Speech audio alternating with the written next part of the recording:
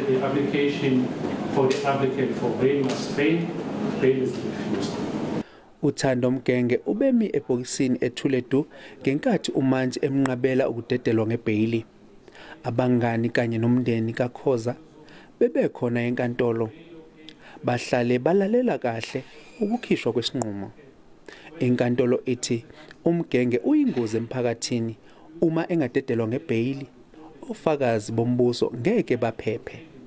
Ibuye yaveza ukuthi uMgenge akakhombisanga ukuzisola yize ebhekene necala elinzima ekungathi uma limlahla agwetshwe iminyaka engaphezulu kweminyaka engu-15. Njengoba isinqumo sesiphumile njengoba manje kuthe kukwehla kancane siyabonga kakhulu njengesinqumo esithathwe enkantolo. Izinhlangano ezilwela amalungelo abathandana bewubulili obufanayo zisamukele isinqumo senkantolo kodwa zithi uhulumeni kumele azivikele. Sijabule kakhulu kuhle kwethu besithembile impela ukuthi lokho kuzokwenzeka besazi ukuthi kuzokwenzeka. Akahlale ngaphakathi uSipha wethu naye akekho emhlabeni. So sicela ukuthi konke okwenzakalayo amacala landeleleke zonke izinto zizenzeke ngendlela kungabe khona izinto ezifihlwayo. uMgenge uzobuyela enkantolo zingu-31 kuMeyi.